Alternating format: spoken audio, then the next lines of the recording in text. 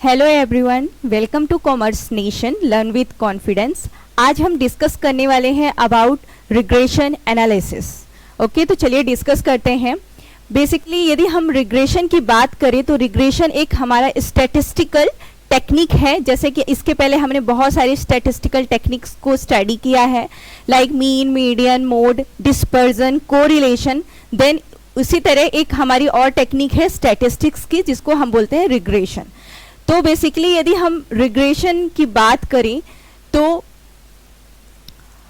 जो रिग्रेशन है सबसे पहले किसने दिया था? सर फ्रांसिस गैल्टन ने।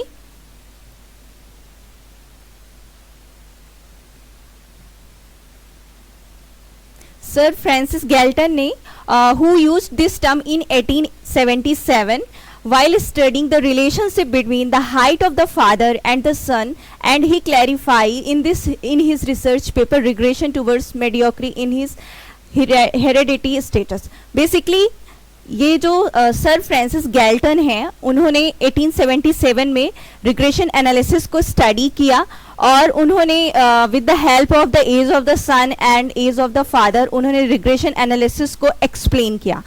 तो बेसिकली यदि हम इन नॉर्मल टर्म में बोले तो रिग्रेशन का नॉर्मल मतलब क्या होता है? रिग्रेशन का एक हम कह सकते हैं एक डिक्शनरी मीनिंग होता है स्टेपिंग बैक, और we can say that going back. Okay, तो यदि हम नॉर्मल डिक्शनरी मीनिंग इसका स्टेपिंग बैक होता है, लेकिन यदि हम उसके लिटरल मीनिंग की बात करें या real meaning in practical term में बात करें तो इसके डिक्शनरी मीनिंग से इन प्रैक्टिकल टर्म में जो हम रिग्रेशन एनालिसिस करें, दोनों बहुत डिफरेंट चीजें हैं। ओके, तो इसीलिए the literal meaning is not able to explain the sense implicit in its analysis and at it has become a convenient the concept due to its continuous use in practice. That means इसकी dictionary meaning जो इसका दिया हुआ है going back, और we can say that stepping back, और जो इसका रियल मीनिंग है, जो रियल प्रैक्टिकल मीनिंग है, वो दोनों डिफरेंट चीजें हैं। तो इसके डिक्शनरी मीनिंग से ज्यादा हमको कोई मतलब नहीं है। सो बेसिकली यदि हम नॉर्मल टर्म में रिग्रेशन की बात करते हैं कि रिग्रेशन एनालिसिस क्या होता है, ओके, तो हम कह सकते हैं कि with the help of the regression we can find the value of one variable with the help of the value of the another variable. That means कि इसमें हम रिग्रेशन एनालिसिस की हेल्प से क्या करते हैं कि एक वेरिएबल की वैल्यू ऑलरेडी हमारे पास अवेलेबल होती है और इसमें हम दूसरे वेरिएबल की वैल्यू को फाइंड करते हैं। तो सबसे बेसिक चीज सबसे पहले हमारे रिग्रेशन एनालिसिस में क्या होती है कि हमारे पास दो वेरिएबल होते हैं। ओके, बेसिकली वेरिएबल का मतलब क्या होता है, सबसे पहले मैं आपको बता दूं। वेरिएबल का मतलब होता है it can be anything, it is a characteristic which value can be vary at any time, any place, anywhere, we can say that. तो जो वेरिएबल है इसमें दो वेरिएबल होते हैं। पहला वेरिएबल होता है डिपेंडेंट वेरिएबल और दूसरा क्या होता है? Independent variable. ओके, तो इसमें with the help of the regression analysis हम क्या करते हैं कि हमारे पास इंडिपेंडेंट वेरिएबल की वैल्यू ऑलरेडी अवेलेबल होती है। ओके, और हम इंडिपेंडेंट वेरिएबल की वैल्यू की हेल्प से डिपेंडेंट वेरिएबल की वैल्यू को फाइंड करते हैं। यदि मैं नॉर्मल एग्जाम्पल की बात करूं तो फॉर एग्जाम्पल यदि हमारे पास सेल ऑलरेडी जो सेल की वैल्यू हमारे पास ऑलरेडी अवेलेबल है, तो with the help of the sale हम क्या निकाल सकते हैं? हम प्रॉफिट को एस्टिमेट कर सकते हैं, राइट? हम प्रॉफिट की वैल्यू को फाइंड कर सकते हैं with the help of the regression analysis. तो ये नॉर्मल सी मतलब हम कह सकते हैं एक नॉर्मल ये जो रिग्रेशन एनालिसिस का नॉर्मल मीनिंग ये होता है। जैसे यहाँ बहुत सारे राइटर ने अपने अपनी डेफिनेशन दी है अबाउट रिग्रेशन एनालिसिस, आप ये देख सकते हैं। ओके, सो बेसिकली ये नॉर्मल सी जो डिस्कशन हुआ about meaning of the regression analysis. अब हम बात करते हैं जो, हाँ, एक चीज और आपको बताना था कि जो रिग्रेशन एनालिसिस में मैंने आपको दो चीजें बताई, एक होता है इंडिपेंडेंट वेरिएबल, है ना, और दूसरा क्या होता है? और दूसरा क्या होता है? Dependent variable. तो हम इंडिपेंडेंट वेरिएबल को, और कौन कौन से इंडिपेंडेंट वेरिएबल के बहुत सारे नेम, लाइक प्रिडिक्टर वेरिएबल, क्यों, और रिग्रेशर वेरिएबल, इसके बहुत सारे नेम हैं। और डिपेंडेंट वेरिएबल जो predicted variable, that means with the help of this variable हम इसकी वैल्यू को फाइंड करते हैं। ओके, सो अब हम डिस्कस करते हैं utility of regression analysis. That means regression analysis की क्या क्या यूटिलिटीज हैं, क्या क्या उसके यूज होते हैं। तो सबसे पहले क्या है, analysis of cause and effect. With the help of the regression analysis हम क्या करते हैं, दो या दो से अधिक वेरिएबल के बीच में, दैट मीन्स कि उन जो एक वेरिएबल किसी दूसरे वेरिएबल की वजह से अफेक्ट हो रहा है तो उसके अफेक्ट होने का रीजन क्या है। ओके, और वो किसकी वजह से, जैसे फॉर एग्जाम्पल मैं नॉर्मल सा एग्जाम्पल दे रही हूँ। जैसे अभी मैंने आपको किस बारे में बताया, क्या एग्जाम्पल लिया था कि हमारे पास सेल है एंड हम सेल की हेल्प से प्रॉफिट को एस्टिमेट करते हैं। ओके, तो यहाँ जो हमारा सेल हुआ वो क्या हुआ, इंडिपेंडेंट वेरिएबल। ओके, और ये जो हमारा प्रॉफिट हुआ वो क्या है, हमारा डिपेंडेंट वेरिएबल। दैट मीन्स हमारे प्रॉफिट का जो वैल्यू है वो किस पे डिपेंड कर रहा है, सेल पे। तो यदि हमारे सेल में कोई चेंज होता है तो उसका इफेक्ट हमारे प्रॉफिट पे भी पड़ेगा। तो यही यहाँ बताया गया कि analysis of cause and effect. That means regression की हेल्प से हम दो या दो से अधिक वेरिएबल के बीच में जो चेंजेस हो रहे हैं और उन चेंजेस का क्या रीजन है, उससे कौन सा वेरिएबल अफेक्ट हो रहा है, उसकी स्टडी कर सकते हैं। Okay, so the another is the determination of rate of changing the variable. जैसे मैंने आपको अभी यहाँ बताया कि जो वेरिएबल में चेंजेस हो रहे हैं तो उसकी हेल्प से हम दूसरे वेरिएबल की वैल्यू को फाइंड करते हैं, स्टडी करते हैं। तीसरा क्या है, estimation of value. That means कि regression analysis provide estimation of value the dependent variable on the basis of the value of the independent variable. अभी तक मैंने जो डिस्कस किया है ये तीनों पॉइंट मेरे डिस्कशन में ऑलरेडी अवेलेबल थे कि हम इसमें क्या करते हैं कि इंडिपेंडेंट वेरिएबल की हेल्प से डिपेंडेंट वेरिएबल की वैल्यू को एस्टिमेट करते हैं, है ना। Next is the utility in business. That means regression analysis को हम बिजनेस की जो चीजें होती हैं तो उनके एनालिसिस में भी हम इस टेक्निक को यूज करते हैं। A businessman has interest in estimating production demand, sale, profit, price etcetera and regression analysis facilitate such estimation. That means कि हम अपने बिजनेस के उसमें हम जैसे हमको प्रॉफिट का एस्टिमेशन करना है या फिर प्राइस का एस्टिमेशन करना है तो हम रिग्रेशन एनालिसिस का यूज कर सकते हैं। Okay, the next is the calculation of coefficient of correlation. Regression analysis का यूज कोफिशिएंट कोरिलेशन को भी कैलकुलेट करने में यूज किया जाता है। बेसिकली जब मैंने आपको कोरिलेशन भी पढ़ाया था तो एट दैट टाइम मैंने आपको उसके मैथमेटिकल प्रॉपर्टी में भी बताया था कि जो हमारा कोरिलेशन होता है, कोफिशिएंट ऑफ कोरिलेशन होता है, वो हमारे रिग्रेशन का ज्योमेट्रिक मीन होता है ना। वही चीज यहाँ भी बताया गया है कि the coefficient of correlation can be estimated with the help of the regression coefficient also. इसका फॉर्मूला क्या होता है कि जो हमारा correlation that means r is equal to geometric that means under root. Okay, और ये हमारे पास दो variable which means b x y and b y x. हमने ये b x y and b y x ऐसा क्यों लिखा है मैं इसका मतलब भी बताती हूँ आपको। बेसिकली देखिए, जैसे कि हम दो वेरिएबल की स्टडी कर रहे हैं। ओके, हाँ एक चीज और, रिग्रेशन में जब हम वेरिएबल की स्टडी करते हैं तो जरूरी नहीं है कि दोनों वेरिएबल इंडिपेंडेंट हो। इससे हम क्या करेंगे, दोनों में रिलेशन फाइंड नहीं कर सकते। इसमें हमेशा ये मैंडेटरी है कि एक वेरिएबल डिपेंडेंट होना चाहिए और एक वेरिएबल इंडिपेंडेंट होना चाहिए। या ऐसा भी हो सकता है कि एक वेरिएबल डिपेंडेंट है, दो वेरिएबल इंडिपेंडेंट है, हम उनके बीच में भी रिलेशन देख सकते हैं। ओके, तो जैसे यहाँ बी एक्स वाई और बी वाई एक्स का मतलब क्या है, रिग्रेशन जब हम पढ़ेंगे, जब फॉर्मूला हम अप्लाई करेंगे तब ये वर्ड्स भी आएंगे।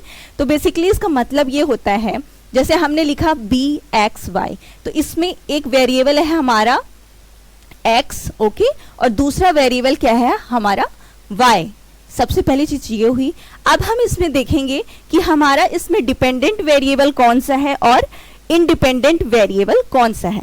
तो जब ये ऐसा लिखा है b x y, that means कि हमारा जो x है वो क्या है, हमारा डिपेंडेंट वेरिएबल। ओके, और ये जो y है हमारा वो क्या होगा, independent variable, that means x on y, हम इसको ऐसे भी पढ़ते हैं, ये जो हमारा bxy हम इसको ऐसे पढ़ते हैं x on y, that means with the help of the value of the y we can estimate the value of the x। Okay, तो bxy का मतलब ये हुआ, x हमारा यहाँ डिपेंडेंट वेरिएबल होगा और y हमारा इंडिपेंडेंट वेरिएबल होगा, और वाइसा वर्सा यहाँ भी वही कंडीशन अप्लाई होगी।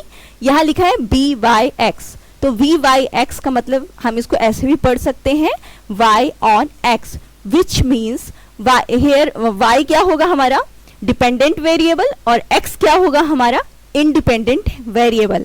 That means with the help of the value of the x we can estimate the value of the y। Okay, तो ये फॉर्मूला होता हम इससे, मतलब with the help of the regression analysis we can also calculate the value of the correlation coefficient. So ये क्या होगा हमारा, जो रिग्रेशन होगा वो ज्योमेट्रिक मीन होगा। ओके, तो हम इससे क्या निकाल सकते हैं, कोरिलेशन कोफिशिएंट की वैल्यू को निकाल सकते हैं। The next utility is the degree and the direction of the correlation. Degree and direction of the correlation between two variable can also be measured with the help of the regression। हम जब regression पढ़ रहे थे तो at that time regression का मतलब ये इसमें यही बताया गया था कि रिग्रेशन क्या, कोरिलेशन, जब हम कोरिलेशन डिस्कस कर रहे थे तो एट दैट टाइम कोरिलेशन का मतलब क्या बताया गया था कि जो कोरिलेशन होता है वो दो या दो से अधिक वेरिएबल के बीच में जो that means relation that means inter relationship को एक्सप्लेन करता है, उनके बीच जो रिलेशन की डिग्री क्या है या जो डायरेक्शन क्या है। ओके, तो हम ये जो डिग्री और डायरेक्शन है बिटवीन टू वेरिएबल हम with the help of the regression analysis भी इजी वे में फाइंड कर सकते हैं। तो ये सारी यूटिलिटी हुई किसकी, रिग्रेशन एनालिसिस की। अब हम थोड़ा बात करते हैं about types of regression. Okay, जैसे हमने कोरिलेशन में भी बहुत सारे टाइप्स पढ़े थे, है ना, linear correlation, non linear correlation and positive correlation, negative correlation. तो यहाँ भी कई टाइप के रिग्रेशन भी दिए हुए हैं। जैसे सबसे पहला क्या है हमारा सिंपल रिग्रेशन। तो सिंपल रिग्रेशन का नॉर्मल मतलब ये है कि जब हम दो वेरिएबल के बीच के में स्टडी करेंगे, रिग्रेशन एनालिसिस करेंगे, तो हम उसको बोलते हैं simple regression. That means if regression analysis is based only on two variable, जब हमारा जो एनालिसिस होगा वो सिर्फ दो वेरिएबल के बेस पे होगा तो हमारा वो क्या कहलाएगा, simple regression. The next is multiple regression. Multiple regression का मतलब नॉर्मल हमें इसके नेम से ही पता चल रहा है, मल्टीपल दैट मीन्स जब हम दो या दो से अधिक वेरिएबल के बीच में रिग्रेशन एनालिसिस की स्टडी करेंगे, उन that means if more than two variable are study at a time in a regression analysis, so it is known as the multiple regression. Okay, the next type is the linear regression. Linear regression का मतलब ये है कि जब हमारी regression line क्या होगी, straight line होगी। ओके, तो it is indicate linear regression between the variable under study. That mean इसका नॉर्मल मतलब क्या है कि द वैल्यू, इसका देखिए इसका मतलब यह है कि value of the independent variable changes at the constant rate for a unit change in the value of the independent variable. That means जिस रेट से हमारे इंडिपेंडेंट वेरिएबल में चेंज हो रहा है उसी कांस्टेंट वे में हमारे डिपेंडेंट वेरिएबल में भी चेंज हो रहा है। तो इससे जो हमें रिग्रेशन लाइन मिलेगी, या हम ऐसे कह सकते हैं कि जो हमारे इंडिपेंडेंट वेरिएबल में जो चेंज हुआ तो उसका इफेक्ट हमारे डिपेंडेंट वेरिएबल पे भी पड़ा। तो दोनों में क्या सेम वे में, कांस्टेंट वे में जो चेंजेस हो रहे हैं, तो इससे जो हमारी रिग्रेशन लाइन बनेगी वो क्या होगी, एक स्ट्रेट लाइन होगी। तो हम उसे क्या कहेंगे, linear regression. Straight line that means जो हमारी रिग्रेशन लाइन होगी तो ये ऐसे बनेगी। इसी में हमारा बी वाई एक्स भी आएगा और बी एक्स वाई भी आएगा। ओके, तो ये हमारा क्या कहलाएगा, linear regression. Next is the curvilinear और नॉन लीनियर रिग्रेशन। इसका मतलब क्या है, इसके नाम से ही पता चल रहा है कि if the regression line is not a straight line, यदि हमारी जो अभी हम जो लीनियर रिग्रेशन में क्या पढ़ रहे थे कि जब हमारी रिग्रेशन लाइन स्ट्रेट वे में होगी, दैट मीन्स डिपेंडेंट वेरिएबल और इंडिपेंडेंट वेरिएबल दोनों में कांस्टेंट वे में चेंज हो रहा है ना, तो इन दैट केस कब तब क्या होगा, लीनियर रिग्रेशन। बट यहाँ क्या हो रहा है, कर्वी लीनियर में जो हमारी रिग्रेशन लाइन है वो क्या होगी, स्ट्रेट लाइन ना होकर थोड़ा सा स्मूथ कर्व वे में होगी। दैट मीन्स ये ऐसे ना होके ये कैसे हो जाएगी, दिस वे। ओके, तो ये क्या कहलाएगा हमारा, कर्वी लीनियर और नॉन लीनियर रिग्रेशन। तो ये कुछ टाइप्स थे रिग्रेशन के। अब हम डिस्कस करते हैं difference between correlation and regression. Basically इसके पहले मैं आपको कुछ इंपॉर्टेंट पॉइंट्स हैं जो बताना चाहती हूँ। जैसे कि जो सबसे पहले जब हम रिग्रेशन को पढ़ते हैं तो एक चीज़ हमेशा ध्यान रखिएगा कि without the help of the correlation we can't find the value of the regression, क्योंकि जहाँ कोरिलेशन होगा वही रिग्रेशन एग्जिस्ट करेगा। ओके, ये बुक में नहीं दिया हुआ है, मैं आपको नॉर्मल वे में बता रही हूँ, ये बहुत जनरल कॉन्सेप्ट है। यदि जहाँ रिग्रेशन अवेलेबल जहाँ कोरिलेशन अवेलेबल होगा वही रिग्रेशन पॉसिबल है, रिग्रेशन एनालिसिस पॉसिबल है। लेकिन यदि वेरिएबल के बीच में कोरिलेशन हम फाइंड नहीं कर पा रहे हैं तो हम रिग्रेशन एनालिसिस भी नहीं कर पाएंगे। ओके, तो हम कुछ डिफरेंस दिए हुए हैं उसको डिस्कस करते हैं कोरिलेशन और रिग्रेशन के बीच में। तो सबसे पहला क्या है, degree and nature of the relationship. Okay, the coefficient of the correlation indicate degree of average relationship between two or more variable, whereas the regression analysis explain the nature of the such relationship. That means कि जो correlation coefficient होता है वो variable के बीच में that means उनके relation को, उनके degree या direction को बताता है। ओके, दो या दो से अधिक वेरिएबल के बीच में। लेकिन जो रिग्रेशन होता है वो उनके रिलेशन के नेचर को एक्सप्लेन करता है। ओके, दैट मीन्स जो कोरिलेशन है ये सिर्फ बताएगा कि जो हमारा रिलेशन है वेरिएबल के बीच में वो पॉजिटिव है कि निगेटिव है या जिस वे में भी है। बट जो रिग्रेशन है वो हमारे कॉज को भी बताएगा, इफेक्ट को भी बताएगा और दैट मीन्स उसके नेचर को भी एक्सप्लेन करेगा और एक दैट मीन्स एक सर्टेन वैल्यू भी हमें प्रोवाइड करेगा। तो पहला डिफरेंस ये हो गया। दूसरा क्या है, the relationship of cause and effect. That means relationship between cause and effect can be studied more clearly in regression than in comparison of correlation. हम जब वेरिएबल के बीच में उनके रिलेशन को स्टडी करते हैं तो जब हम इसमें क्या दिया हुआ है कि with the help of the regression हम ज़्यादा अच्छे से जो हम वेरिएबल को स्टडी कर रहे हैं तो उनके कॉज और इफेक्ट को ज़्यादा अच्छे से स्टडी कर सकते हैं, जबकि जो हमारा कोरिलेशन है हम उतने अच्छे से इसमें चीज़ों को जो उनके रिलेशन है या जो नेचर ऑफ द रिलेशन है उनको ज़्यादा अच्छे से एक्सप्लेन नहीं कर सकते हैं। Okay, so the next is the limit of the coefficient. आपने पढ़ा था कोरिलेशन में भी कि जो हमारा कोरिलेशन होता है उसमें जो कोरिलेशन की वैल्यू हमेशा -1 से +1 के बीच में वेरी करती है। ओके, तो इसमें एक लिमिट थी कोरिलेशन की वैल्यू में, but in it is not necessary for regression coefficient. But regression coefficient के केस में ये जरूरी नहीं है। So multiplication of the both regression coefficient can't be more than 1। But एक चीज़ हमेशा ध्यान रखिएगा कि जो दो रिग्रेशन कोफिशिएंट हैं, जैसे हमने पढ़ा था ना bxy एंड vyx, तो उसकी जो वैल्यू होगी वो 1 से ज़्यादा नहीं होगी। ओके, तो ये लिमिट्स ऑफ कोफिशिएंट हो गया। The next difference is the independent of change of scale and origin.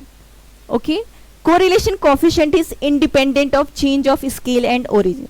मैंने आपको चेंज ऑफ स्केल और चेंज ऑफ ओरिजिन के बारे में भी बताया था कि इसका मतलब क्या होता है। आज मैं फिर से बता दे रही हूँ कि चेंज ऑफ स्केल का मतलब, और सबसे पहले हम चेंज ऑफ ओरिजिन को डिस्कस करते हैं। तो चेंज ऑफ ओरिजिन का मतलब होता है कि जब हम किसी वैल्यू में कोई चीज़ प्लस करते हैं या ऐड करते हैं या माइनस करते हैं तो उस जैसे हमारे पास मीन है। ओके, कोई सीरीज दी हुई है उसका हमने मीन निकाला, अब हम उस सीरीज में जो वैल्यू दी हुई है उसमें हम कुछ नंबर ऐड करते हैं, तो उससे क्या होगा, हम जितना नंबर ऐड कर रहे हैं उतने से मेरा जो मीन हमने निकाला है उस सीरीज का, उतने से ये भी इंक्रीज होगा। तो इसका मतलब ये है कि चेंज ऑफ ओरिजिन का इफेक्ट हमारे मीन पे पड़ रहा है। Okay, origin that means plus and minus. यदि हम स्केल की बात करें तो यदि सेम एज इट इज, यदि हमारे जो सीरीज में वैल्यू दी हुई है हम उसमें किसी का मल्टीप्लाई करते हैं तो उतने से मेरा मीन भी चेंज होगा। तो इसमें यही बोला गया है कि जो हमारा कोरिलेशन कोफिशिएंट है वो चेंज ऑफ ओरिजिन और चेंज ऑफ स्केल से इंडिपेंडेंट है। बट हम रिग्रेशन की बात करें तो इन केस ऑफ रिग्रेशन ये क्या है कि regression coefficient are independent of origin. That means कि ये हमारे चेंज ऑफ ओरिजिन से इंडिपेंडेंट है। यदि हम रिग्रेशन के उसमें कोई जो सीरीज दी हुई है उसमें हम कोई वैल्यू ऐड करते हैं या माइनस करते हैं तो इससे हमारे रिग्रेशन की जो वैल्यू दी है उसमें कोई चेंज नहीं होगा। Okay, but it is depend on change of scale. लेकिन यदि किसी चीज का मल्टीप्लाई करते हैं या डिवाइड करते हैं तो उससे हमारे रिग्रेशन की वैल्यू पे भी इफेक्ट पड़ेगा। ओके, तो इसीलिए बोला गया है कि correlation coefficient is independent from change of origin and change in scale, but regression coefficient is independent from change of origin but not of scale. Okay, ये हमारा चौथा डिफरेंस हुआ। The next is the nature of the coefficient. Okay, the correlation coefficient is the relative measure of the linear relationship and is independent of the unit of the measurement. जो हमारा correlation coefficient है वो हमारा कैसा major है, वो हमारा relative major है। रिलेटिव मेजर का बेसिकली मतलब मैंने आपको डिस्पर्जन के टाइम पे भी बताया था, दो चीजें होती है, एक एब्सोल्यूट मेजर होता है और एक क्या होता है, रिलेटिव मेजर। एब्सोल्यूट मेजर का मतलब क्या है कि जब हम इसमें वैल्यू दैट मीन्स जब हम चीजें कैलकुलेट करते हैं तो इसमें मेजरमेंट ऑफ यूनिट को हम कंसीडर करते हैं, है ना, इन case of absolute major. But हम रिलेटिव मेजर की बात करें तो हम इसमें मेजरमेंट ऑफ यूनिट को कंसीडर नहीं करते हैं। बेसिकली एब्सोल्यूट मेजर में हम चीज़ों को कंपेयर नहीं कर पाते हैं क्योंकि हम इसमें यूनिट को कंसीडर करते हैं। फॉर एग्जांपल यदि हमको हम रुपीस से कंपेयर कर सकते हैं, रुपीस को केजी से कंपेयर नहीं कर सकते। तो इसीलिए रिलेटिव मेजर का कॉन्सेप्ट आया, जिसमें रिलेटिव मेजर में क्या होता है कि हम जो चीज़ें होती हैं उनको कंपेयर करने के लिए हम जो वैल्यू लेते हैं वो उनको रेशियो में या फिर परसेंटेज में लेते हैं। तो जो हमारा कोरिलेशन कोफिशिएंट है वो हमारे जो स्टैटिस्टिक का कौन सा मेजर है, ये हमारा रिलेटिव मेजर है, हम इसमें यूनिट को कंसीडर नहीं करते हैं। ओके, और जो रिग्रेशन कोफिशिएंट है वो हमारे स्टैटिस्टिक्स का कौन सा मेजर है, ये है एब्सोल्यूट मेजर, इसमें हम यूनिट को कंसीडर करेंगे। ओके, ये बहुत ज़्यादा इंपॉर्टेंट पॉइंट है तो प्लीज़ इसको आप ध्यान रखिएगा। The next is the area of the use. Correlation analysis has a limited application as it is confined only to the study of the linear relationship between the variable. Okay, जो correlation coefficient of correlation analysis है उसका जो application है वो बहुत ज़्यादा limited है। ये सिर्फ हमारे जो linear relationship जो वेरिएबल के बीच में लीनियर रिलेशनशिप होता है, हम सिर्फ with the help of the coefficient of correlation उन्हीं चीज़ों को स्टडी कर सकते हैं, इसलिए इसका जो यूज़ है काफ़ी लिमिटेड है। और यदि हम रिग्रेशन एनालिसिस की बात करें तो as compare to correlation analysis इसका जो एप्लीकेशन है बहुत ज़्यादा वाइड है। Okay, it study linear as well as non linear relationship. इसमें हम लीनियर रिलेशन के साथ साथ नॉन लीनियर रिलेशनशिप को भी स्टडी कर सकते हैं। ओके, तो ये था हमारा difference between coefficient of correlation and the regression analysis.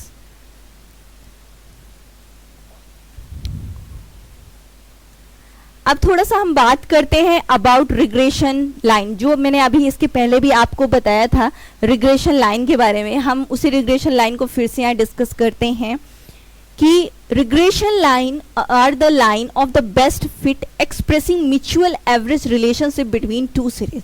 जो बेसिकली रिग्रेशन लाइन होता है वो जो दो सीरीज जो दी हुई रहती है उनके बीच में जो उनका एवरेज म्यूचुअल एवरेज रिलेशनशिप को एक्सप्रेस करता है।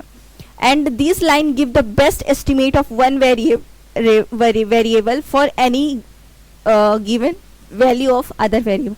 दैट मीन्स रिग्रेशन लाइन की हेल्प से हम यदि एक वेरिएबल की वैल्यू गिवन है तो हम दूसरे वेरिएबल की वैल्यू को एस्टिमेट कर सकते हैं.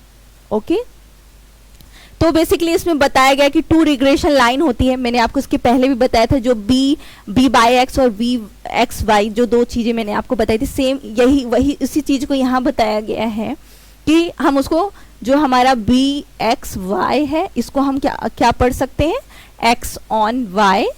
ओके और जो v बाई एक्स है उसको हम क्या पढ़ते हैं, y on x. That means x हमारा डिपेंडेंट वेरिएबल हुआ, y हमारा इंडिपेंडेंट हुआ. सेम एज इट इज़ यहाँ y हमारा डिपेंडेंट, x हमारा इंडिपेंडेंट. ओके तो इसमें यही बताया गया है. अब हम बात करते हैं कि रिग्रेशन लाइन के बारे में कुछ चीज़ें यहाँ डिस्कस की गई हैं कि change in the independent and dependent variable. In regression analysis no single variable is permanently dependent और इंडिपेंडेंट. दैट मीन्स कि जब हम रिग्रेशन एनालिसिस करेंगे तो उसमें ये चीज़ मैंडेटरी है कि जो वेरिएबल होंगे वो एक डिपेंडेंट होगा या इंडिपेंडेंट, दोनों मतलब जो वेरिएबल हैं, 2 वेरिएबल यदि दिए हैं या 3 वेरिएबल हैं तो दोनों जो दी हुई वेरिएबल हैं उनमें से कुछ डिपेंडेंट होना चाहिए, कुछ इंडिपेंडेंट होना चाहिए. ऐसा नहीं होना चाहिए कि जो सारे वेरिएबल है वो डिपेंडेंट है या फिर जो सारे वेरिएबल इंडिपेंडेंट है. तो इस तरह में हम रिग्रेशन एनालिसिस नहीं कर सकते हैं. ओके और assumption of the line of the best fit, इसके बारे में हम थोड़ा सा डिस्कस करते हैं कि the regression line are drawn in the form of the line of the best fit. The concept of the line of the best fit is based on the principle of least square which stipulate that the sum of the square of the deviation of the different value from the line shall be minimum.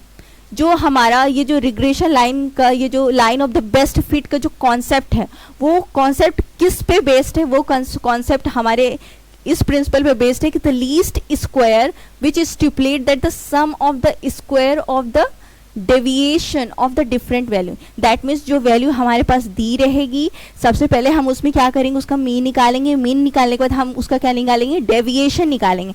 Then deviation निकालने के बाद हम उसका square करेंगे और उसके बाद जो वैल्यू आएगी तो मतलब ये जो सारी प्रोसेस है ये एज अ प्रिंसिपल है जिस पे हमारा line of best fit rely करता है. ओके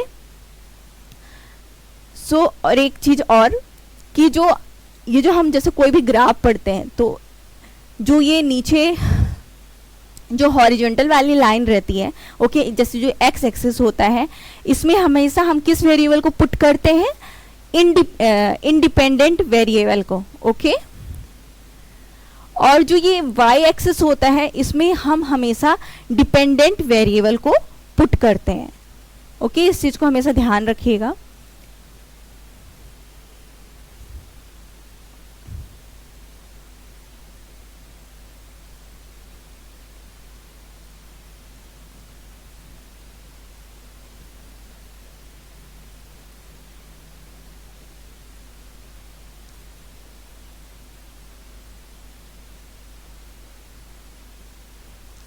देखिए इसमें कुछ एक एक्सेप्शन दिया हुआ है अबाउट रिग्रेशन लाइन. क्या एक्सेप्शन है इसको हम पढ़ते हैं. Generally there are 2 regression line. यदि हम इन नॉर्मल उसमें वे में बात करें तो हमेशा 2 रिग्रेशन लाइन होती है. एक होती है x ऑन y और दूसरी क्या होती है y on x. However if there is either perfect positive और perfect negative correlation between 2 variable, है ना. तो ये और इसमें कोरिलेशन जो होता है पॉजिटिव या नेगेटिव जो भी हो सकता है. And there will be only one line of the regression because in such a case both line coincide. That means यदि हम रिग्रेशन लाइन की बात करें तो यदि जो 2 रिग्रेशन हमारे दिए रिग्रेशन लाइन में जो 2 वेरिएबल दिए थे, जो 2 point b x y b on y, तो इसमें क्या होता है जब हमारी एक रिग्रेशन लाइन है तो इसका मतलब ये है कि दोनों जो वेरिएबल है या दोनों चीज़ें जो b बाई x और b एक्स वाई वो एक ही लाइन पे एक दूसरे को कंसाइड कर रहे हैं. ओके तो हम इस चीज़ को कैसे इसमें दैट मीन्स कि बी एक्स वाई और बी बाई एक्स एक ही लाइन में आ रहे हैं, तो इसको जो इक्वेशन बनेगा उस इक्वेशन को हम किस वे में रिप्रेजेंट करते हैं, यदि x ऑन y है, दैट मीन्स यदि हम y की हेल्प से x की वैल्यू को फाइंड करना चाह रहे हैं तो उस टाइम पे हम कौन सा फॉर्मूला अप्लाई करेंगे, हम ये वाला फॉर्मूला अप्लाई करेंगे, x minus x bar that means mean is equal to plus minus standard deviation of x divided by standard deviation of y then bracket y minus y bar. कब, जब हमको x की value को find करना होगा तब हम ये वाला फॉर्मूला अप्लाई करेंगे। यहाँ x हमारा डिपेंडेंट वेरिएबल है और y हमारा इंडिपेंडेंट वेरिएबल है। और यहाँ इस केस में क्या होगा, सेम इसका यदि हम equation of y on x यदि निकालना चाह रहे हैं तो इसमें से देखिए हम फॉर्मूला खुद से बना सकते हैं। इसमें हमारा यदि हमारा y ऑन x दिया हुआ है, ओके, तो इन दैट केस हमारा फॉर्मूला क्या हो जाएगा, y minus y bar is equal to plus minus standard deviation of y, क्योंकि हम यहाँ y की वैल्यू निकाल रहे हैं इसलिए न्यूमरेटर में हम y को रखते हैं, standard deviation of x and bracket x minus x bar. Okay, तो हम इस तरह इसका y के वैल्यू को भी फाइंड कर सकते हैं। देन फंक्शन और use of the regression line, regression line के क्या क्या फंक्शंस हैं, क्या यूज हैं, उसको डिस्कस किया हुआ है। To indicate the degree and direction of the correlation, हम रिग्रेशन लाइन की हेल्प से जो वेरिएबल के बीच में डिग्री या डायरेक्शन है हम कोरिलेशन को फाइंड कर सकते हैं। देखिए यहाँ दिया भी हुआ है कि परफेक्ट जैसे रिग्रेशन लाइन, ये हमारी रिग्रेशन लाइन है और उससे हम रिग्रेशन लाइन की हेल्प से हम कोरिलेशन को भी ग्राफ में रिप्रेजेंट कर सकते हैं। तो देखिए यहाँ क्या लिखा, perfect positive correlation. Perfect positive correlation क्यों है, क्योंकि ये हमारी जो लाइन है वो मतलब ऊपर की ओर जा रही है। ओके, तो regression line of x on y and y on x, that means कि जो हमारे दोनों वेरिएबल है एक ही लाइन पे एक कंसाइड कर रहे हैं, मतलब एक ही लाइन पे वेरी कर रहे हैं और ये हमारा अपर की ओर दैट मीन्स ये जा रही है लाइन, तो इसलिए ये क्या होगा, परफेक्ट पॉजिटिव कोरिलेशन होगा। Okay, the next perfect negative correlation, that means जो रिग्रेशन लाइन है वो नीचे की ओर शो हो रही है, तो इसलिए हमने ये जब टाइप्स ऑफ कोरिलेशन पढ़े थे एट दैट टाइम मैंने आपको उसका जो ग्राफ था तब भी एक्सप्लेन किया था, तो उसमें जो ये जो ग्राफ बने होते सेम एज इट इज ऐसे ही बने हुए थे, है ना। तो हम रिग्रेशन लाइन की हेल्प से कोरिलेशन को भी रिप्रेजेंट कर सकते हैं। देखिए नो कोरिलेशन, ये बहुत ज़्यादा इम्पॉर्टेंट ग्राफ है, ये एग्जाम में भी पूछते हैं, कॉम्पिटेटिव एग्जाम्स जो होते हैं, तो प्लीज़ इस चीज़ को ध्यान रखिएगा। जब हमारा कोरिलेशन दैट मीन्स जो हमारे आर की वैल्यू है ज़ीरो होगी, और मैंने आपको ये अभी कुछ देर पहले ही बताया था कि जब हम वेरिएबल की स्टडी करते हैं और यदि वेरिएबल के बीच में कोई भी रिलेशनशिप नहीं है तो, और हम जब उस दैट मीन्स ये कोई रिलेशनशिप नहीं है तो हम कोरिलेशन को स्टडी नहीं कर सकते। दैट मीन्स कि यदि वेरिएबल की स्टडी करते टाइम यहाँ कोरिलेशन एग्जिस्ट नहीं कर रहा है तो वहाँ रिग्रेशन भी कभी भी एग्जिस्ट नहीं करेंगे। दैट मीन्स यदि कोरिलेशन है तो रिग्रेशन एग्जिस्ट करेगा, यदि कोरिलेशन नहीं है तो रिग्रेशन एग्जिस्ट नहीं कर सकता। ओके, इसलिए यहाँ यदि r की वैल्यू 0 दी हुई है, ओके, तो r की वैल्यू जब 0 दी हुई है तो इन दैट केस इसमें जो हमारा जो रिग्रेशन लाइन है हमारी एक जो ये दैट मीन्स ये जो हमारी ये पहला जो रिग्रेशन लाइन है ये वाली लाइन क्या बनेगी, x ऑन y, ये रिग्रेशन लाइन ये वाली है। जो हॉरिजॉन्टल गई है इसको बोल रहे हैं x ऑन y, और जो वर्टिकल में है उसको हम बोलते हैं y ऑन x। ओके, तो ये बहुत ज़्यादा इम्पॉर्टेंट ग्राफ है, इसको प्लीज़ याद रखिएगा। ये केस कब होगा, जब हमारे कोरिलेशन की वैल्यू 0 होगी। Then high degree of positive correlation, high degree of positive correlation का बेसिकली मतलब यहाँ ये है कि जब रिग्रेशन लाइन, जब दो regression line that means b x y and b y x, जो दोनों के बीच का डिफरेंस है जितना कम होगा उतना ज़्यादा हाई कोरिलेशन होगा। आप यहाँ देख सकते हैं इस ग्राफ में कि जो ये रिग्रेशन लाइन है दैट मीन्स जो ये एक्स ऑन वाई और बाई ऑन एक्स है, इनके बीच का रिलेशन जो डिफरेंस है बहुत कम है और दोनों ऊपर की ओर जा रही हैं। ओके, तो इसलिए ये क्या होगा, high degree of correlation, high degree of positive correlation, क्योंकि इनके बीच का जो डिफरेंस है दोनों रिग्रेशन लाइन का बहुत कम है।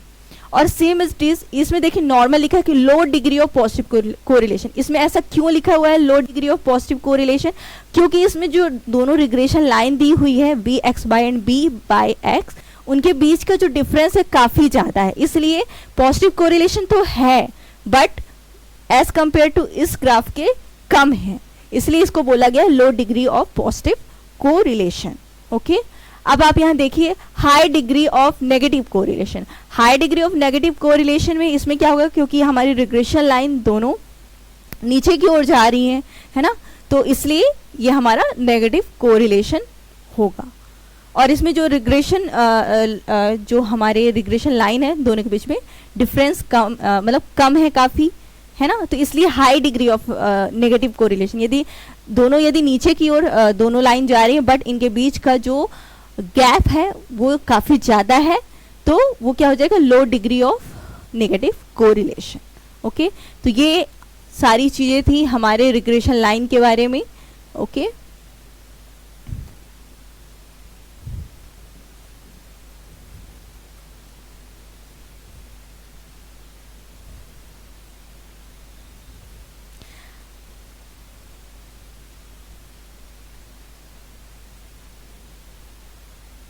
देखिए इसमें मतलब ये बताया गया कि हम हाँ एक चीज़ और इम्पॉर्टेंट चीज़ है जो रिग्रेशन इक्वेशन, थोड़ा सा हम उसको डिस्कस कर लेते हैं, उसके बाद फिर हम उसके जो रिग्रेशन एनालिसिस उसके न्यूमेरिकल पार्ट को भी हम डिस्कस करेंगे।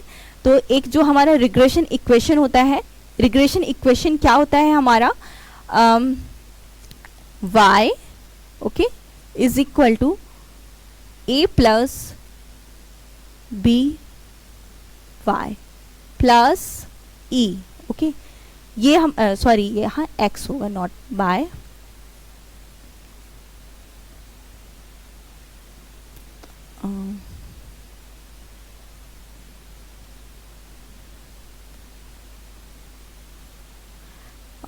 y is equal to a plus b x okay x plus e। तो ये हमारा होता है रिग्रेशन इक्वेशन। ओके, तो इस रिग्रेशन इक्वेशन में जो एक एक अल्फ़ाबेट या जो हमने चीज़ें यूज़ की उसका अपना अपना एक मतलब है। तो जैसे मैंने आपको जब मैं आपको रिग्रेशन इक्वेशन जब मैंने स्टार्ट किया था तो बस सबसे पहले बताया था कि जो हम इसमें वेरिएबल के रिलेशन के बारे में स्टडी करते हैं, तो हमने इसमें दो जो डिपेंडेंट वेरिएबल होना चाहिए और इंडिपेंडेंट वेरिएबल होना चाहिए, है ना। तो इसमें जैसे जो y है हमको y की वैल्यू फाइंड करनी है with the help of this equation. तो y हमारा क्या हो जाएगा, यहाँ डिपेंडेंट वेरिएबल हो जाएगा। ओके, x हमारा यहाँ a क्या है, a इसको मैं बता रही हूँ ये क्या है, इसको हम बोलते हैं इंटरसेप्ट ऑफ y। इसका मतलब मैं बता रही हूँ अभी, इंटरसेप्ट ऑफ y। ओके, और b जो है, b बेसिकली हमारे जो रिग्रेशन लाइन को या कि पॉजिटिव वे में है कि नेगेटिव वे में है, हमारे रिग्रेशन की जो वैल्यू दी है रिग्रेशन लाइन जो है, दैट मीन्स ये साइन को रिप्रेजेंट करता है। ओके, या जो रिलेशन है उसको रिप्रेजेंट पॉजिटिव है या नेगेटिव है। और जो x है, ये x यहाँ हमारा क्या होगा, इंडिपेंडेंट वेरिएबल। ओके, y हमारा डिपेंडेंट वेरिएबल, a हो गया यहाँ हमारा इंटरसेप्ट ऑफ y, v जो b है वो हमारे रिग्रेशन लाइन को बताता है, उसके डायरेक्शन को बताता है या साइन को रिप्रेजेंट करता है कि दैट मीन्स पॉजिटिव वे में नेगेटिव वे में है। ओके, और जो x है वो हमारा क्या हो गया, इंडिपेंडेंट वेरिएबल। और लास्ट में यहाँ क्या हमने e को कंसीडर किया। बेसिकली इस e का मतलब ये है कि समटाइम्स जब हम चीज़ों का एक्सपेरिमेंट करते हैं या जो मैंने कहा ये जो इक्वेशन बना रहे हैं जो भी है, तो जैसे जब हम फैक्टर का स्टडी करते हैं, उनके रिलेशन के बारे में स्टडी करते हैं, तो कुछ अदर फैक्टर भी होते हैं जो हमारे स्टडी को अफेक्ट करते हैं। ओके, तो समटाइम्स जो अफेक्ट करते तो हमारे जो रिजल्ट में कभी कभी एरर भी आ जाती है, तो इसलिए हम इस ई को कंसीडर करते हैं, इस ई को हम बोलते हैं एरर। ओके, तो ये अब हम ये जो इंटरसेप्ट का मतलब मैं आपको बताती हूँ, इस ए का मतलब ये है कि जब हमारे इंडिपेंडेंट वेरिएबल की वैल्यू 0 होगी, तो उस केस में हमारे dependent variable that means y की वैल्यू क्या होगी, वही होगी जो हमारे a की वैल्यू होगी। क्यों? क्योंकि फॉर एग्जांपल मान लीजिए मेरे y की वैल्यू, हमको y की वैल्यू फाइंड करनी है, a की वैल्यू हमको कुछ दी हुई है क्वेश्चन में जो भी है, और b जो भी हमारा पॉजिटिव नेगेटिव जो भी उसकी वैल्यू है, और x मान लीजिए 0 है। तो हम जब 0 का मल्टीप्लाई किसी भी वैल्यू से करेंगे तो हमको 0 मिलेगा, ओके। और देन 0 को हम a में a की जो भी वैल्यू रहेगी उससे ऐड करेंगे तो हमको नॉर्मली क्या a की ही वैल्यू मिलेगी। दैट मीन्स कि जब ये वाला केस होगा कि जब x की वैल्यू 0 होगी, तो इन दैट केस जो हमारा a होगा वो हमारे y का इंटरसेप्ट होगा, ओके। तो ये सारी चीजें थी हमारे रिग्रेशन इक्वेशन से रिलेटेड। सो बेसिकली देखिए ये रिग्रेशन इक्वेशन, जब हम रिग्रेशन को कैलकुलेट करेंगे तो उसमें बहुत सारी चीज़ों की ज़रूरत होगी हमें। एक मिनट,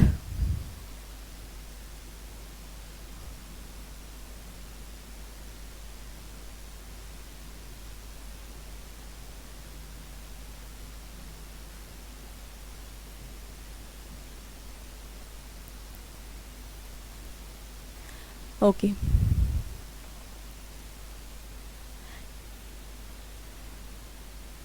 जब हम रिग्रेशन एनालिसिस के न्यूमेरिकल पार्ट को डिस्कस करेंगे तो सबसे पहले हमें रिग्रेशन लाइन के बारे में हमें पता होना चाहिए, या फिर जो रिग्रेशन की वैल्यू दैट मीन्स जो आर है हमारा पॉजिटिव है, ओके। दैट मीन्स इसमें हमें जब हम क्वेश्चन सॉल्व करेंगे तो हमें कोरिलेशन की वैल्यू दी होनी चाहिए कि कोरिलेशन या रिग्रेशन जो लाइन है वो पॉजिटिव है नेगेटिव है, जो साइन है पॉजिटिव है नेगेटिव है, पहली चीज़। दूसरी चीज़, to make the best estimate with the help of the regression line, best estimate of the value of one variable can be made for the given value of the other variable. That means सबसे पहले क्या होना चाहिए कि हमें correlation पता होना चाहिए। दूसरी चीज़, हमें एक वेरिएबल की वैल्यू हमारे पास अवेलेबल होनी चाहिए, तभी हम दूसरे वेरिएबल की वैल्यू को एस्टिमेट कर सकते हैं, ओके। दूसरी चीज़ ये हुई।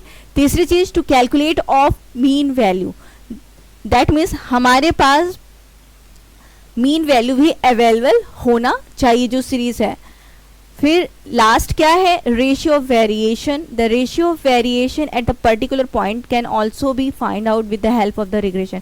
दैट मीन्स कि हमारे पास जो स्टैंडर्ड डेविएशन है, ये सारी चीज़ें भी हमारे पास अवेलेबल होना चाहिए, तभी हम रिग्रेशन को एनालिसिस कर सकते हैं, रिग्रेशन को कैलकुलेट कर सकते हैं। तो चलिए हम इसके कुछ न्यूमेरिकल पार्ट को डिस्कस करते हैं। उसके पहले हम फॉर्मूला जान लेते हैं। नॉर्मली जैसे हमको x ऑन y को कैलकुलेट करना है, ओके।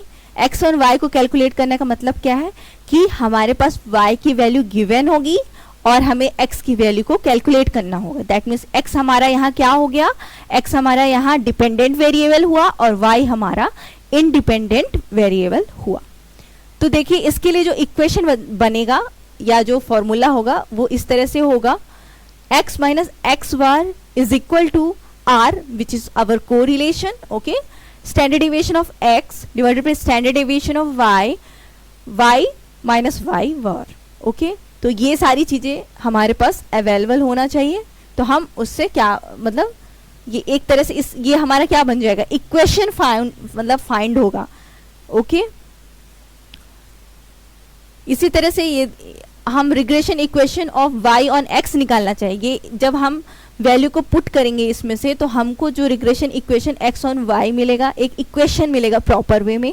और इसी तरह जब हम regression equation of y on x करेंगे तो इसी तरह हम यदि हम y ऑन x करते हैं, ओके, तो y ऑन x करेंगे तो हम क्या जो हमारे रिग्रेशन इक्वेशन किस वे में बनेगा, y minus y war is equal to correlation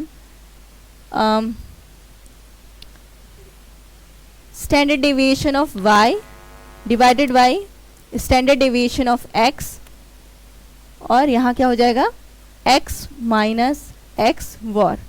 तो इसके हेल्प से हम क्या regression equation of y on x निकाल लेंगे, ओके। तो हमारे पास दो इक्वेशन आ जाएंगे। तो इस तरह से हम रिग्रेशन इक्वेशन को फाइंड कर सकते हैं। अब बेसिकली एक फॉर्मूला तो ऐसे हो गया, और एक चीज़ और कि जो यहाँ हम स्टैंडर्ड डेविएशन ऑफ ये जो इतना वैल्यू हम लिखते हैं ना ये फॉर्मूले में, correlation into standard deviation of x divided by standard deviation of y, या फिर correlation standard deviation of y divided by standard deviation of x, तो उसकी जगह पे जो है हम इस फॉर्मूले को भी यूज़ कर सकते हैं। ये फॉर्मूला बेसिकली किसका, आई होप आपको याद होगा कि आपने कोरिलेशन में ये फॉर्मूला पढ़ा था, क्योंकि हाँ यहाँ आर का मतलब क्या है, कोरिलेशन है, तो हम कोरिलेशन की वैल्यू को ऐसे भी पुट कर सकते हैं with the help this type of formula, या फिर हम ये फॉर्मूला भी यूज़ कर सकते हैं। ये चीज़ें तो रहेंगी x माइनस एक्स बार, लेकिन जो इतना पार्ट है r into standard deviation of x divided by standard deviation of y, या फिर r into standard deviation of y divided by standard deviation of x, तो हम ये फॉर्मूला पुट करके भी क्वेश्चन को सॉल्व कर सकते हैं। ये देखिए ये regression equation of y on x को एक्सप्लेन किया हुआ है, और ये जो ये हमारा ये वाला जो पार्ट है हमारे रिग्रेशन इक्वेशन का, उसकी प्लेस पे हम ये फॉर्मूला भी अप्लाई कर सकते हैं, ये वाला और ये वाला फॉर्मूला, क्योंकि ये जो फॉर्मूला दिया हुआ है ना ये हमारे कोरिलेशन का फॉर्मूला है। यदि हमारे पास क्वेश्चन में डायरेक्टली r की वैल्यू गिवन है तो कोई दिक्कत नहीं है, बट यदि डायरेक्टली r की वैल्यू गिवन नहीं है तो हमें with the help of this formula r की वैल्यू को फाइंड करना होगा। इसलिए यहाँ बताया गया है कि हम ये जो ये सारे फॉर्मूले दिए हुए हैं उनको भी यूज़ कर सकते हैं। तो अब चलिए एक हम सबसे पहले एक बहुत बेसिक सा क्वेश्चन स्टार्ट करते हैं रिग्रेशन एनालिसिस का।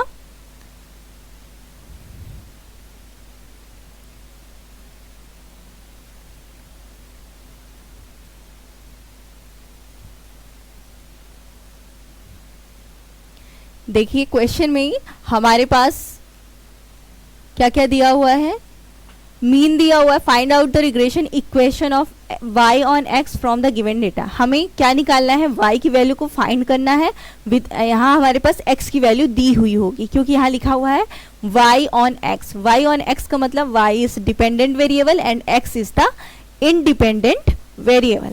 तो देखिए क्वेश्चन में हमारे पास मीन दिया हुआ है x war which is 25, y war दिया हुआ है 22, r दैट मीन्स कोरिलेशन की वैल्यू 0.8 दी हुई है, स्टैंडर्ड डेविएशन ऑफ x कितना दिया हुआ हमारे पास 4 दिया हुआ है, और स्टैंडर्ड डेविएशन ऑफ y हमारे पास कितना दिया हुआ 5।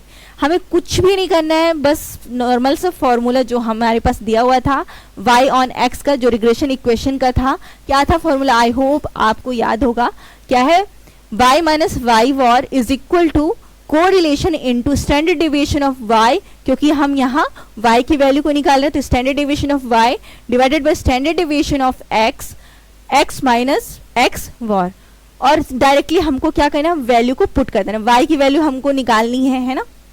यहाँ हमको कुछ नहीं बोला, सिर्फ हमको रिग्रेशन इक्वेशन को फाइंड करना है, कुछ भी नहीं करना है, सिर्फ एक नॉर्मल सा इक्वेशन को फाइंड करना है। तो ये रिग्रेशन इक्वेशन का जो फॉर्मूला दिया हुआ है वैल्यू पुट करनी है। देखिए y minus 22 is equal to 0.8 into 5 divided by 4, standard deviation जो दिया हुआ था x माइनस 25।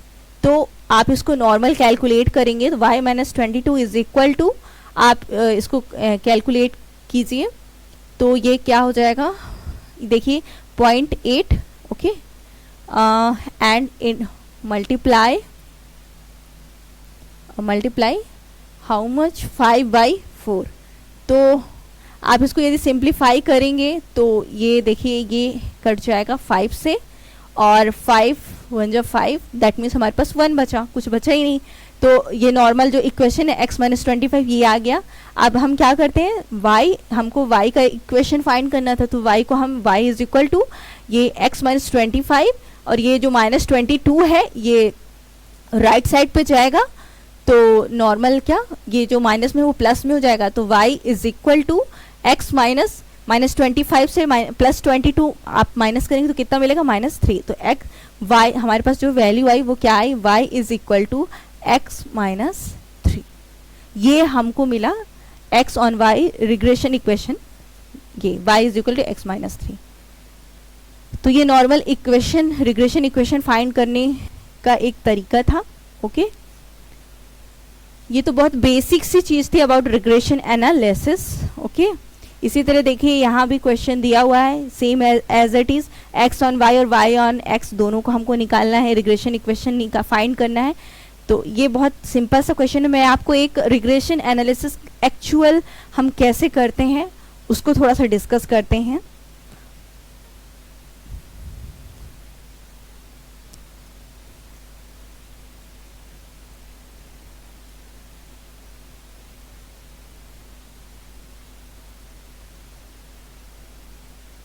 हाँ, ये देखिए, ये बहुत अच्छा क्वेश्चन है और या इस तरह के क्वेश्चन आपके एग्जाम्स में भी आते हैं। ओके, कि एक रियल रिग्रेशन एनालिसिस हम कैसे करते हैं।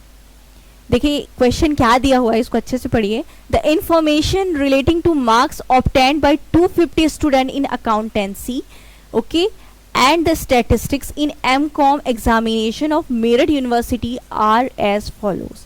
जो हमारे पास इंफॉर्मेशन दी है अबाउट मेरठ यूनिवर्सिटी, इसमें बताया गया है कि 250 स्टूडेंट्स हैं जो कि अकाउंटेंसी और स्टैटिस्टिक्स के हैं, जो एमकॉम एग्जामिनेशन से मतलब कोर्स के हैं। ओके, तो इसमें ये देखिए हमारे पास वैल्यू क्या क्या दी हुई है। अकाउंटेंसी जो स्टूडेंट है 250 जो हमारे पास स्टूडेंट हैं, वो जैसे जो अकाउंट पे स्टडी कर रहे होंगे, स्टैटिस्टिक्स पे स्टडी कर रहे होंगे। ओके, तो इसमें 250 स्टूडेंट का इन सब्जेक्ट ऑफ अकाउंटेंसी, इसमें उसका उनका जो मीन दिया हुआ है 250 स्टूडेंट का कितना दिया है 48, और स्टैंडर्ड डिविएशन कितना दिया हुआ है 4। ओके, स्टैटिस्टिक्स का देखें तो मीन हमारे पास 250 स्टूडेंट का कितना दिया है 55, और स्टैंडर्ड डिविएशन कितना दिया हुआ है 5। ओके, और कोरिलेशन की वैल्यू दी हुई है plus 0.8। Then find out two regression equation. सबसे पहले हमको क्या करना है, रिग्रेशन इक्वेशन को फाइंड करना है। If a student has obtained, देखिए उसके बाद कंडीशन दी हुई है। क्या कंडीशन दी हुई है, if a student has obtained 50 marks in accountancy, estimate the most probable marks in statistics. पहली कंडीशन क्या दी हुई है कि यदि स्टूडेंट 50 मार्क्स ऑब्टेन करता है, ओके, तो उस केस में जो उसके ये इनमें से कोई स्टूडेंट है, इस क्वेश्चन का मतलब ये है कि इनमें से कोई भी स्टूडेंट अकाउंट में यदि वो 50 नंबर लाता है, नॉर्मल वर्ड में बोले तो स्टैटिस्टिक्स में कितने नंबर ला सकता है, दैट मीन्स हमें उसके स्टैटिस्टिक्स के नंबर को एस्टिमेट करना है with the help of the number of the accountancy. That means आप यहाँ आपने क्या एनालिसिस किया कि यहाँ हमारे जो अकाउंटेंसी के जो नंबर है वो क्या हो गया हमारा इंडिपेंडेंट वेरिएबल। ओके, और जो हमारा स्टैटिस्टिक्स के नंबर जो हो गए वो क्या हो गया हमारे डिपेंडेंट वेरिएबल। दैट मीन्स यहाँ हमारे स्टैटिस्टिक्स के मार्क्स किस पे डिपेंड कर रहे हैं, अकाउंटेंसी के मार्क्स पे। ये तो हमारे क्वेश्चन का पहला केस हुआ। दूसरा केस क्या दिया हुआ है कि इफ ही हैज, वही स्टूडेंट, दूसरा केस है कि if he has obtained 60 marks in statistics, estimates most probable marks in accountancy. दूसरी कंडीशन दी हुई है कि यदि वो स्टूडेंट 60 मार्क्स स्टैटिस्टिक्स में लाता है तो वही स्टूडेंट अकाउंटेंसी में कितने मार्क्स ला सकता है। दैट मीन्स हमारे पास यहाँ स्टैटिस्टिक्स का मार्क्स दिया हुआ है, तो with the help of the statistics marks हम अकाउंटेंसी के मार्क्स को क्या करेंगे, एस्टिमेट करेंगे। तो दूसरे केस में जो हमारे स्टैटिस्टिक्स का जो मार्क्स हुआ वो क्या हो गया हमारा इंडिपेंडेंट वेरिएबल, और जो अकाउंटेंसी के मार्क्स हो गए वो क्या हो गए डिपेंडेंट वेरिएबल। आई होप पहले तो आपको ये क्वेश्चन क्या कहना चाह रहा है एक्चुअल, उसमें आप पहले उसको समझेंगे, देन आफ्टर दैट आप इजी वे में क्वेश्चन को सॉल्व कर सकते हैं। सो चलिए इसको सॉल्व करते हैं हम। देखिए सबसे पहले हम क्या करते हैं कि जो ये वेरिएबल हमारे पास अकाउंटेंसी और स्टैटिस्टिक्स दिए हुए हैं, ओके, हम इसको नेम दे देते हैं कि जो हमारा अकाउंटेंसी है उसको हमने नेम दे दिया एक्स, ओके, एक्स वेरिएबल, और जो स्टैटिस्टिक्स है उसको हमने मान लिया वाई वेरिएबल, सबसे पहली चीज। देन देखिए जो अकाउंटेंसी है उसका मीन दिया हुआ है, एक्स वेरिएबल का मीन क्या दिया है 48, ठीक है, और जो वाई वेरिएबल है उसका मीन कितना दिया हुआ है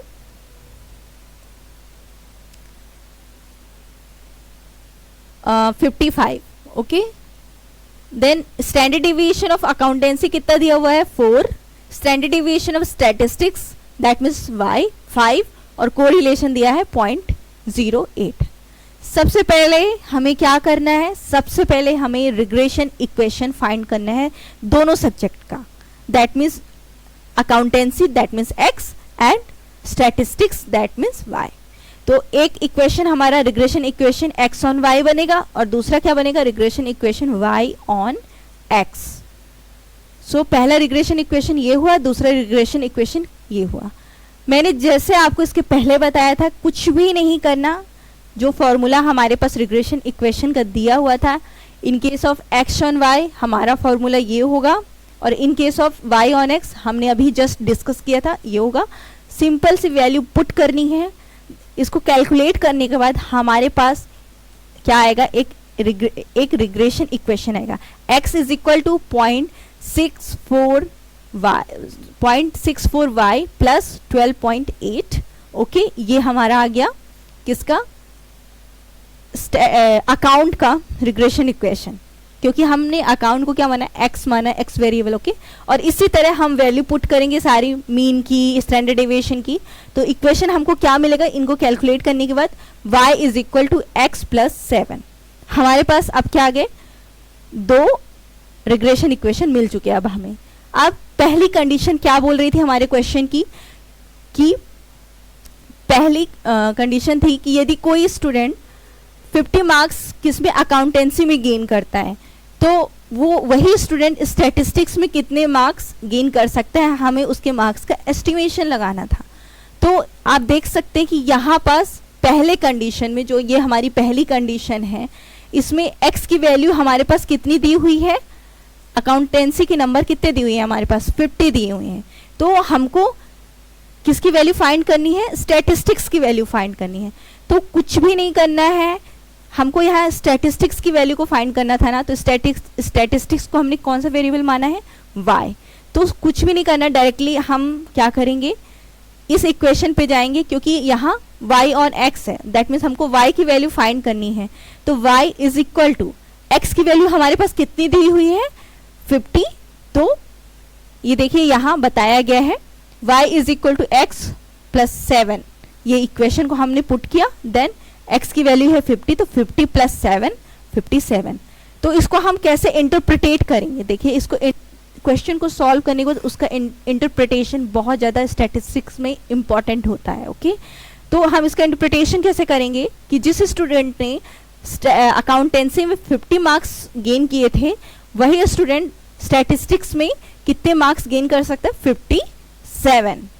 इसका पहला इंटरप्रिटेशन ये हुआ, क्योंकि हमको स्टैटिस्टिक्स की वैल्यू कितनी मिली 57। ये पहला सॉल्व हुआ, पहला केस जो दिया हुआ था। अब हम दूसरे केस की बात करते हैं। दूसरे केस में हमारे पास स्टैटिस्टिक्स के कितना, जो y की, दूसरे केस में स्टैटिस्टिक्स के मार्क्स दिए कितने हैं 60, दैट मीन्स y की वैल्यू हमारे पास है 60, ओके। और यहाँ बोल रहे हैं हमें अकाउंटेंसी के मार्क्स को एस्टिमेट करना है, तो अकाउंटेंसी दैट मीन्स x की वैल्यू को हमको फाइंड करना है। तो x की वैल्यू दैट मीन्स हमको पहले वाले ये x ऑन y वाले इक्वेशन पे जाना पड़ेगा। क्यों, क्योंकि यहाँ हमको x की वैल्यू फाइंड करनी है। तो यहाँ देखिए हम सबसे पहले क्या करेंगे, इस इक्वेशन को हमने पुट किया, ओके। इस इक्वेशन को पुट करने के बाद जो हमारे पास y की वैल्यू है that means x is equal to, देखिए ये इक्वेशन है, तो इस इक्वेशन में 0.64 y दिया, तो 0.64 इंटू y की वैल्यू कितनी है 60 प्लस 12.8, और हमने इसको सॉल्व किया तो हमको कितना मिला लास्ट में 51। दैट मीन्स कि यदि स्टूडेंट स्टैटिस्टिक्स में 60 मार्क्स गेन करता है तो उसके अकाउंटेंसी के प्रोबेबल मार्क्स कितने होंगे 51। तो देखिए इस तरह हम रिग्रेशन एनालिसिस को क्या करते हैं, स्टडी करते हैं, उनका रियल लाइफ में कैसे यूज़ करते हैं। इस तरह यूज़ कर सकते हैं कि with the help of the one variable हम दूसरे वेरिएबल की वैल्यू को एस्टिमेट कर सकते हैं, फोरकास्ट कर सकते हैं, स्टडी कर सकते हैं, ओके।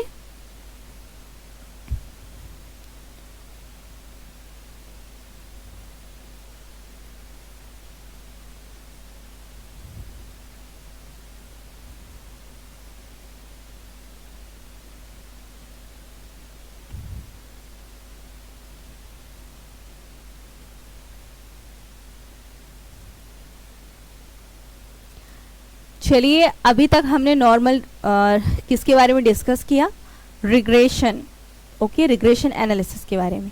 अब हम डिस्कस करते हैं थोड़ा सा रिग्रेशन कोफिशिएंट के बारे में। क्यों? क्योंकि देखिए मैंने आपको बताया था कि रिग्रेशन कोफिशिएंट, हमने इसके पहले बहुत सारे कोफिशिएंट के बारे में स्टडी भी किया है, तो चलिए स्टडी करते हैं। Regression coefficient is an algebraic measurement of the slope of the regression line. जो रिग्रेशन कोफिशिएंट है वो एक तरह से एल्जेब्रिक मेजरमेंट है किस चीज का, हमारे रिग्रेशन लाइन का, okay. This coefficient indicate that if there is a unit change in the value of one variable, that then what will be the average change in the value of the another variable। पहली चीज जो हमारा ये regression analysis है ना, coefficient of regression, okay, ये क्या है, एब्सोल्यूट मेजर है। इसलिए हम क्या कर रहे हैं, इसमें यूनिट को स्टडी कर रहे हैं। इसलिए देखिए यहाँ लिखा हुआ है कि if there is a unit change in one variable, यदि किसी वन वेरिएबल की यूनिट में चेंज होता है तो what will be the average change in the value of the other variable। तो उसका हम दूसरे वेरिएबल पे क्या चेंज होगा हम उसकी स्टडी करेंगे। So there are the two regression equation bxy and by on x on y and y on x, जो हमने अभी पढ़ा, ओके।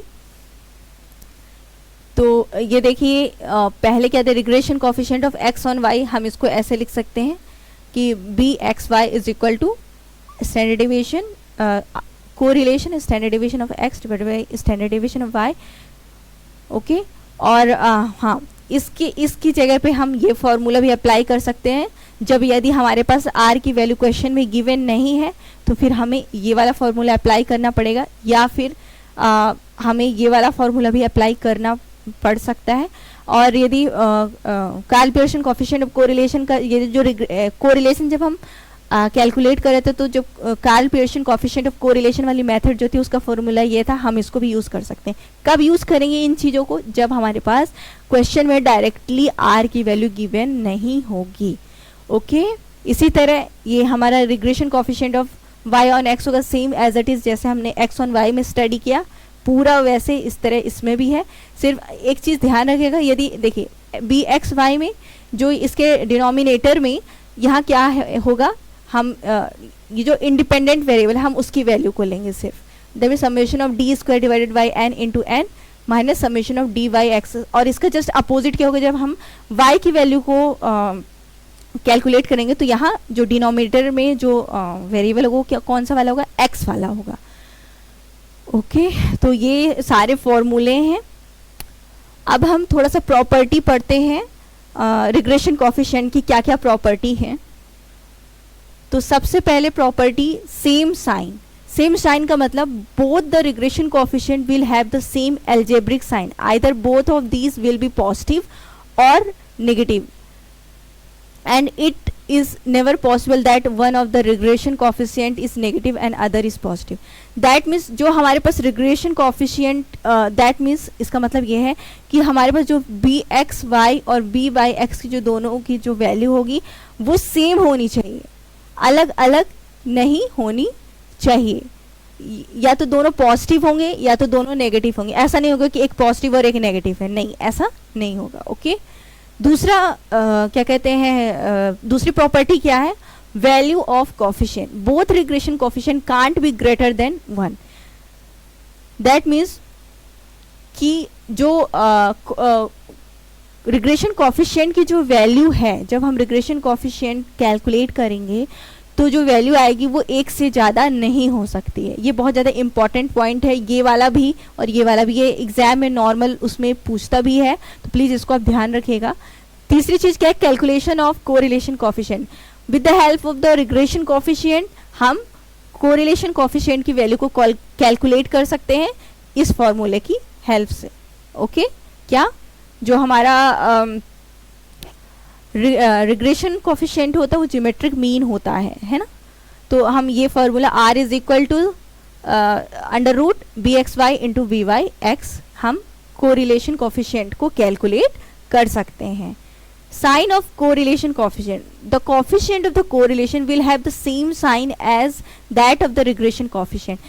जो हमारा कोरिलेशन कोफिशिएंट की जो वैल्यू हमको फाइंड होगी ओके वो उस जो वैल्यू या तो जो प्लस में या माइनस में वही वैल्यू हमारे कोरिलेशन कोफिशिएंट की, दैट मीन्स यदि हमारे रिग्रेशन कोफिशिएंट जो भी हमारा दिया हुआ वो प्लस में दिए हुए हैं तो हमारे कोरिलेशन कोफिशिएंट की जो वैल्यू आएगी वो भी प्लस में होगी। यदि दोनों रिग्रेशन कोफिशिएंट की वैल्यू माइनस में दी हुई है तो हमारे कोरिलेशन कोफिशिएंट की वैल्यू कैलकुलेट करने को जो भी आएगी वो माइनस में होगी। तो दैट मीन्स जो कोरिलेशन कोफिशिएंट की वैल्यू है वो हमारे रिग्रेशन कोफिशिएंट की वैल्यू पे डिपेंड करती है। Okay, next is the mean and the coefficient of the correlation. That means arithmetic mean of the both regression coefficient will be equal to or greater than coefficient of correlation available. इसका मतलब ये है कि जो हमारे regression coefficient हैं क्या क्या bxy and byx वो mean होगा और क्या होगा greater than the coefficient of correlation, greater than और equal हम कह सकते हैं। ओके, देखिए B x Y divided by B Y X divided by 2, that means arithmetic mean of the regression coefficient. Okay, और the last is the regression coefficient are independent of change of origin but not of the scale. मैंने आपको इसके पहले भी बताया था जो हमारा रिग्रेशन कोफिशिएंट होगा वो हम जो चेंज ऑफ ओरिजिन है उससे इंडिपेंडेंट होगा। दैट मीन्स हम कोई चीज़ सीरीज में या जो वैल्यू दी उसमें ऐड कर रहे हैं या माइनस कर रहे हैं तो उससे हमारे रिग्रेशन की वैल्यू पे कोई इफेक्ट नहीं पड़ेगा। बट यदि कोई चीज़ हम मल्टीप्लाई या डिवाइड कर रहे हैं तो उससे हमारे रिग्रेशन की वैल्यू पे इफेक्ट पड़ेगा। इसलिए ये चेंज ऑफ ओरिजिन से इंडिपेंडेंट होगा और चेंज ऑफ स्केल से में डिपेंडेंट होगा। ये बहुत ज़्यादा इंपॉर्टेंट है, इसको भी याद रखिएगा। ओके, तो देखिए एक हम रिग्रेशन कोफिशिएंट से रिलेटेड उसके न्यूमेरिकल पार्ट को कर लेते हैं। देखिए इसमें पहला क्या दिया हुआ है, if the regression coefficient are 0.9 and 0.4 what would be the value of the coefficient of the correlation. ये हमने इसके पहले पढ़ा भी है कि कोफिशिएंट ऑफ कोरिलेशन कैसे फाइंड कर सकते हैं with the help of the this formula. Correlation coefficient is geometric mean of regression coefficient, यही फॉर्मूला है। बस हमको ये बी एक्स वाई और बी वाई एक्स की वैल्यू पुट करनी है और हमको मिल जाएगा किसकी वैल्यू, कोरिलेशन कोफिशिएंट की।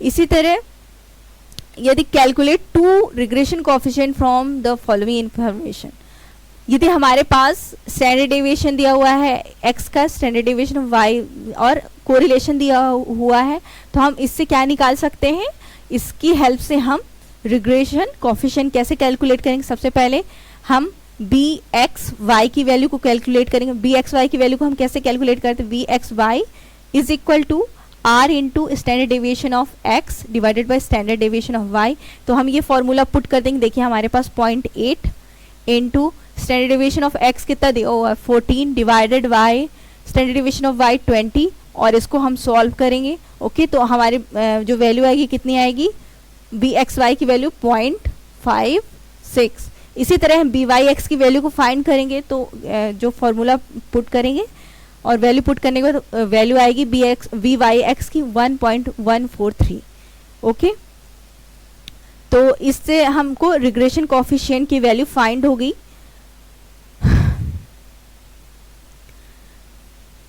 तो ये बहुत नॉर्मल सा था अबाउट रिग्रेशन कोफिशिएंट।